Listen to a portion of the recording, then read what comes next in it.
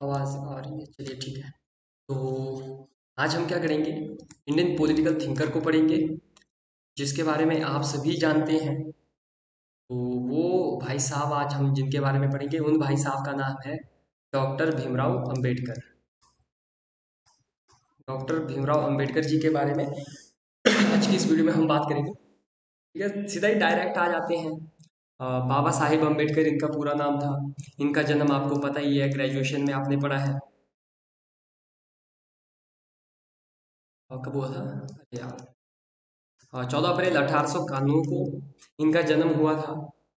तो ये हुआ था आपके मध्य प्रदेश के महू नामक स्थान में। ठीक है, महू नामक स्थान में। और ये बिलोंग करते थे महार जाति से। महार जाति से क्या करते थे, रिलेट रखते थे, संबंध रखते थे। फिर आपको पता है, बड़ौदा के जो महाराज थे, छात्रवृत्ति देकर उन्हें क्या हायर एजुकेशन के लिए यूएसए भेजा था। फिर इनके बारे में पॉलिटिकल साइंस में एक बात याद रखिएगा कि 1926 में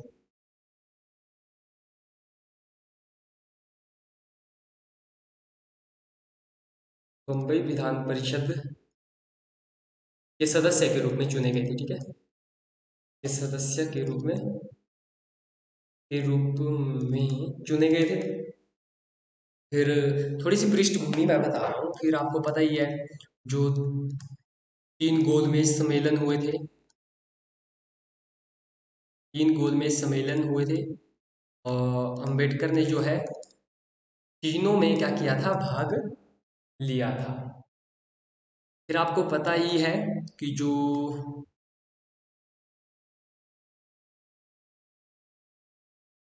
प्रारूप समिति थी, 29 अगस्त 1947 को जिसका गठन हुआ था प्रारूप समिति का, हाँ, ये अध्यक्ष रहे हैं उनके। प्रारूप समिति के बारे में पढ़ लीजिएगा आप लोग।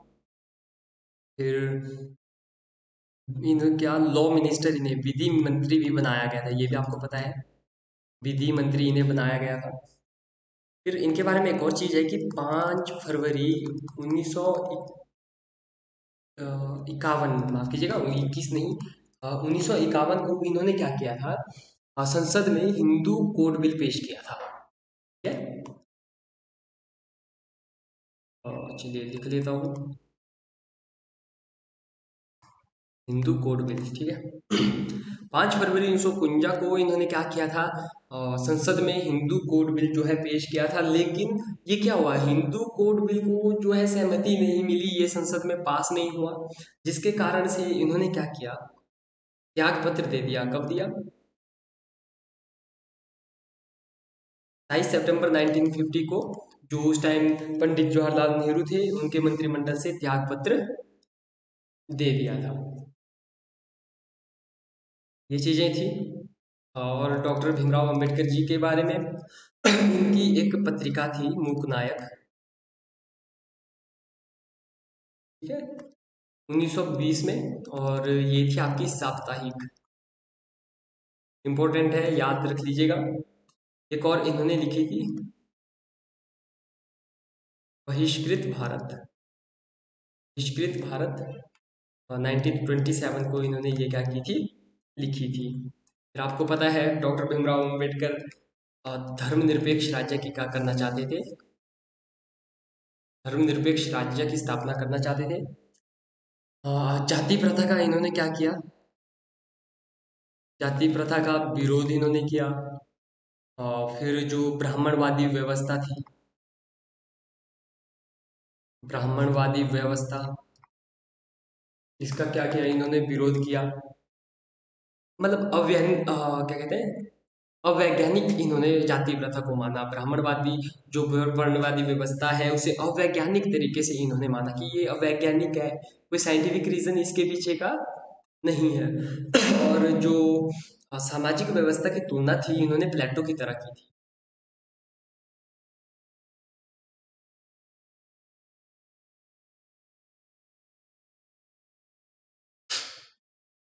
सामाजिक व्यवस्था या कहिए वर्ण व्यवस्था, सामाजिक व्यवस्था या वर्ण व्यवस्था की तुलना की थी प्लेटो से। ठीक है, प्लेटो की सामाजिक व्यवस्था से इन्होंने उस टाइम की सामाजिक व्यवस्था और जो वर्ण व्यवस्था थी उसकी तुलना की थी।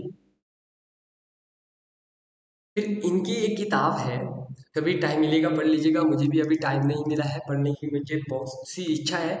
इन्होंने किताब लिखी थी,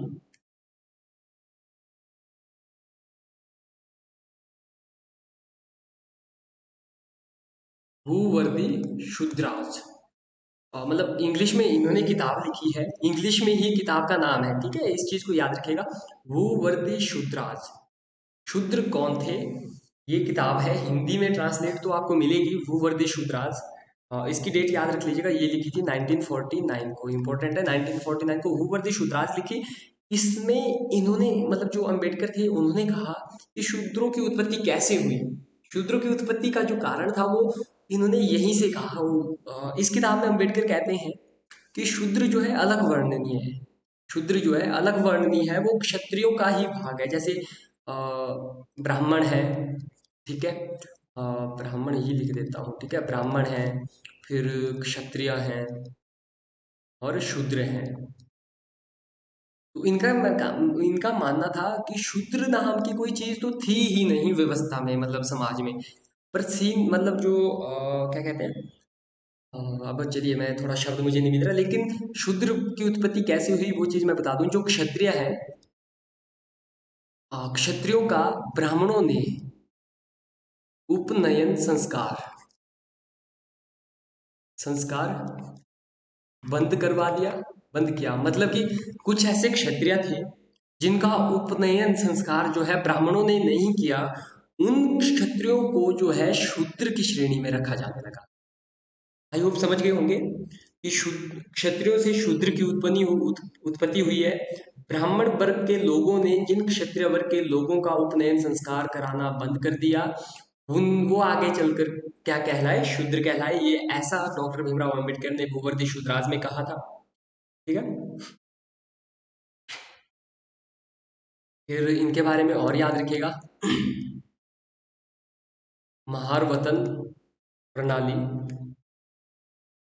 और होट व्यवस्था, होट व्यवस्था, इन दोनों का डॉक्टर भीमराव अंबेडकर ने क्या किया था, विरोध किया था। अब जो महार वतन प्रणाली है, ठीक है, महार वतन है, वतन, ठीक है, महार वतन है, महार खतन मत समझ लेना यार, महाखतन, ठीक है।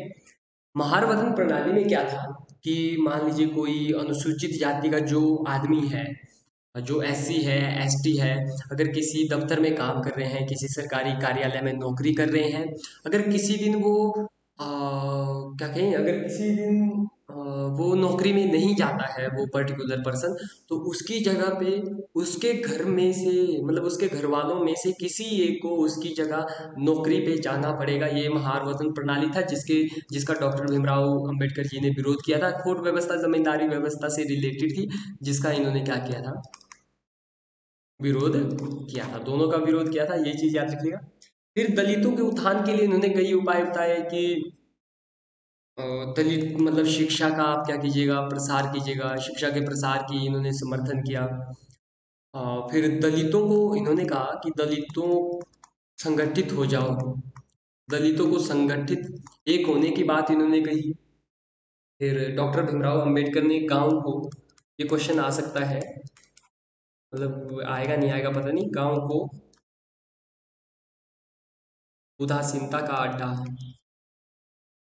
गांव को उदासीनता का अड्डा डॉक्टर भीमराव अंबेडकर ने कहा था। और डॉक्टर ने जो है डॉक्टर भीमराव अंबेडकर जी ने दलित वर्गों की दशा में सुधार के लिए दलितों को धर्म परिवर्तन के लिए कहा, धर्म परिवर्तन के लिए कहा, और कहा कि जो आप हिंदू हो, आप हिंदू से आइए बौद्ध धर्म की तरफ, ठीक है, बौद्ध धर्म की तरफ आप आइए। और आपको भी पता है 1956, मैं डेट बता रहा हूँ, डॉक्टर भीमराव अंबेडकर ने जो सोए हैं, बौद्ध धर्म को स्वीकार, बौद्ध धर्म को क्या किया था, स्वीकार किया था। ये चीज हो गई। फिर राजनीतिक विचार में राज्य के बारे में इन्होंने कहा कि जो राज्य है वो उदारवादी होना चाहिए, उदारवादी राज्य की संकल्पना का समर्थन किया। और जो कल्याणकारी राज्य है, कल्याणकारी राज्य के पक्षधर में ये थे, ठीक है, उदारवादी राज्य और कल्याणकारी राज्य के बारे में, और कहा था कि जो राज्य में होनी चाहिए वो संसदीय शासन पद्धति का समर्थन इन्होंने किया। संसदीय शासन प्रणाली का इन्होंने क्या किया था, समर्थन किया था। इनका मानना था कि जो धर्म में भक्ति है वो भले ही आत्मा की मुक्ति हो सकती है, आत्मा की मुक्ति का मार्ग धर्म में भक्ति हो सकती है, लेकिन राजनीति में अगर आप भक्ति करोगे तो वो तानाशाही को जन्म देगी। ये डॉक्टर भीमराव अंबेडकर ने कहा था। और डॉक्टर भीमराव अंबेडकर जो थे शक्ति के विभाजन का समर्थन करते थे। शक्ति का शक्ति के विभाजन का समर्थन करते थे। शक्ति का विभाजन किसमें? वही आपके सरकार के तीन अंग, कार्यपालिका, न्यायपालिका, विधान पालिका, ठीक है। कार्यपालिका, न्यायपालिका और विधान पालिका, इनका इन्होंने क्या किया था, इनका मानना था कि जब शक्तियां जो है किसी एक के पास केंद्रित ना हो, शक्तियों का केंद्रीयकरण ना हो, शक्तियों का क्या हो, विकेंद्रीयकरण दोस्तों हो। फिर लोकतंत्र के बारे में इन्होंने कहा, लोकतंत्र अच्छी बात है लेकिन लोकतंत्र संवैधानिक होना चाहिए। संवैधानिक लोकतंत्र की इन्होंने बात की, और साथ ही में इन्होंने संवैधानिक नैतिकता की बात की। संवैधानिक नैतिकता की इन्होंने बात की थी। और इनका मानना था कि जो आप राजनीतिक लोकतंत्र की स्थापना कर रहे हो, राजनीतिक लोकतंत्र की आप स्थापना कर रहे हो, ठीक है, सही बात है, स्थापना करनी चाहिए, लेकिन इससे पहले आपके पास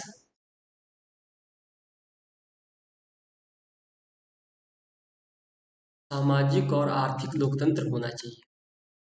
मतलब इन्होंने राजनीतिक, सामाजिक और आर्थिक लोकतंत्र की क्या की थी, का समर्थन किया था, और कहा था कि राजनीतिक लोकतंत्र से पहले सामाजिक और आर्थिक लोकतंत्र जो है होना जरूरी है। और शासक वर्ग की जो शक्ति है, सीमित शक्ति की इन्होंने क्या की थी, बात की थी। और कांग्रेस के बारे में इन्होंने कहा था, डॉक्टर अंबेडकर ने कांग्रेस के बारे में कहा था कि कांग्रेस जो है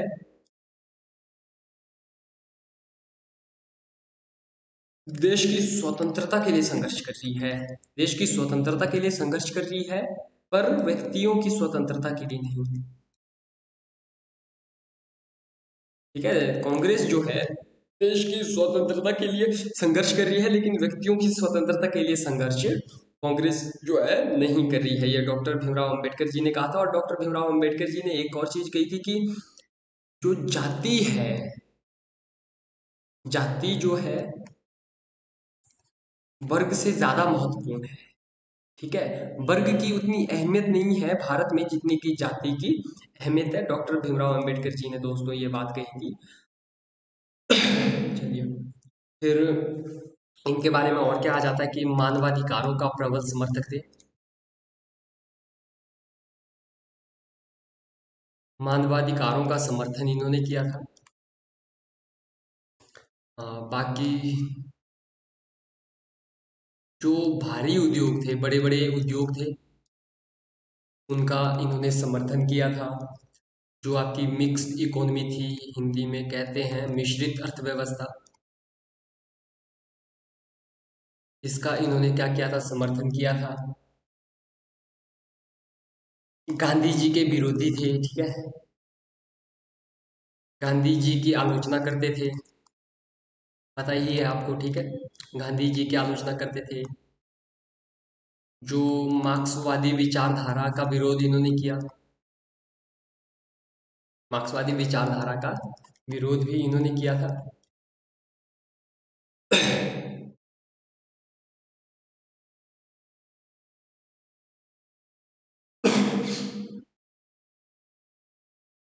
ठीक है, जाति की समाप्ति, जैसे ना एनहिलेशन ऑफ कास्ट किताब जब डॉक्टर भीमराव अंबेडकर ने लिखी, तो इस किताब में उन्होंने क्या किया, और जाति प्रथा की समाप्ति के जो है तीन चरण बताए। इन्होंने बताया कि जाति प्रथा की समाप्ति हो सकती है, किस अपनी कौन सी पुस्तक में इन्होंने बताया, स्पेलिंग में मिस्टेक हो सकती है,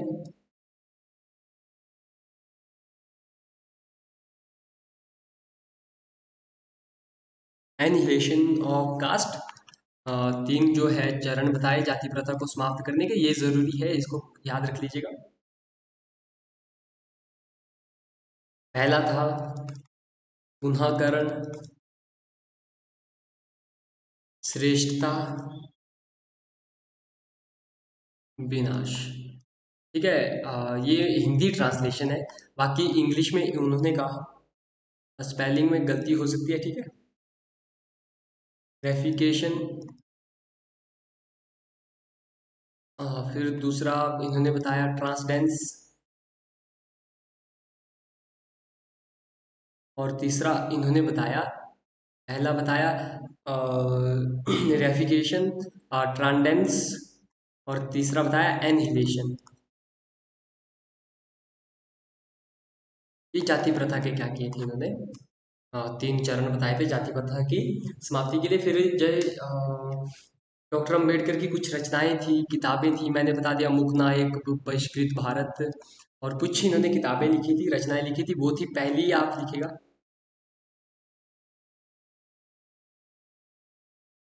वेटिंग फॉर अ वीजा।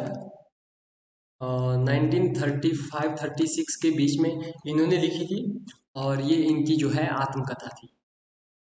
ठीक है, इसको याद रख लीजिएगा, डॉक्टर भीमराव अंबेडकर जी की आत्मकथा थी वेटिंग फॉर अ वीजा। फिर मैंने आपको दूसरी किताब इनकी बता दी, भूवर्दी शुद्राज। शूद्र कौन थे? भूवर्दी शुद्राज। ये कब लिखी थी? 1949, ठीक है। 1949 के आसपास इन्होंने भूवर्दी शुद्राज लिखी थी। फिर एक और किताब इन्होंने लिखी थी, कास्ट इन इंडिया। 1917 में ये लिखी थी। फिर इन्होंने लिखी थी जो चौथी मैंने आपको बताई, the annihilation of caste. Actually इन्होंने इंग्लिश में किताबें लिखी, तो नाम भी इंग्लिश में ही है। अब मुझसे मत कहिएगा कि मैं हिंदी में बताऊं, ठीक है। तो मैं हिंदी में कैसे बताऊंगा यार, खुद से ट्रांसलेट थोड़ा ना करूँ, जो किताब का नाम है वही बताऊंगा, ठीक है। बुरा मत मानना, लेकिन हिंदी में तो मैं कैसे लिखूंगा, ज़्यादा से ज़्यादा मैं ऐसे लिख दूंगा, द एनहिलेशन ऑफ कास्ट, बात तो वही होगी ना यार। फिर एक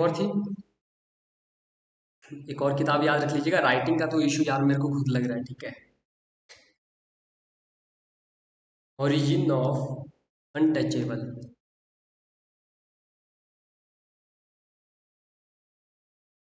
ओरिजिन ऑफ अनटचेबल, ये किताब इन्होंने लिखी। डेट आप देख लीजिएगा, इनकी अब डेट मुझे आगे याद नहीं है, ठीक है। फिर आगे इनकी एक और किताब थी, रिडल्स इन हिंदुइज्म। ये किताब इन्होंने लिखी थी। ये किताब आप डॉक्टर भीमराव अम्बेडकर की याद रखिएगा। तो मैक्सिमम चीज़ें तो क्या, चलिए अब ना, जैसे कि आपने कमेंट किए थे कि ज़रूरी ज़रूरी टॉपिक मैं आपको बताऊं, देखो यार, ज़रूरी का तो कुछ पता नहीं है, क्योंकि ये इनके ऊपर ही डिपेंड करता है कि ये कौन से टॉपिक में है। जैसे मान लीजिएगा कि जितनी भी चीज़ें हमने आज तक पढ़ी, क्या पता वहाँ से आई ही ना, हो सकता है ना, पॉसिबिलिटी है कि वहाँ से आई ही ना, पर मेहनत तो हमें करनी पड़ेगी। अब पॉसिबिलिटी है जितना हमने पढ़ा सारा वहीं से आ जाए, कुछ भी हो सकता है ना यार। रिस्क है तो इश्क है, हर्षद मेहता ने कहा था। तो रिस्क लीजिए, पढ़िए, पढ़ना तो है, यहाँ से पढ़िए, वहाँ से पढ़िए, किसी और से पढ़ लीजिएगा, यूट्यूब पे कमी नहीं है वीडियो की, किताबें ले लीजिए, और मॉक टेस्ट ले लीजिए, क्योंकि मेन क्या है, मेन जो हमारा मोटिव है वो है पढ़ना, जहाँ से भी मिल रहा है ज्ञान लीजिए, ठीक है। तो बाकी करेंगे धीरे धीरे, जल्दी कंप्लीट करेंगे। बाकी दो दो दो मतलब वीडियो, अब कोशिश रहेगी कि हर दिन बने, लेकिन कुछ जो है, जैसे कहते हैं ना, पर्सनल प्रॉब्लम्स की वजह से वीडियो जो है थोड़ी लेट आ रही है। लेकिन मैंने कहा ना, जिस दिन वीडियो आई, ये अकेली वीडियो आएगी नहीं, एक वीडियो के साथ दो या तीन वीडियो तो आपको ज़रूर आएगी। और अगर अभी तक आप वीडियो देख रहे होंगे, तो मेरी एक ही गुजारिश है कि जो इंडियन पॉलिटी है दोस्तों, उसे खुद से पढ़ते रहिएगा, ठीक है। पढ़ते रहिएगा इंडियन पॉलिटी को खुद से।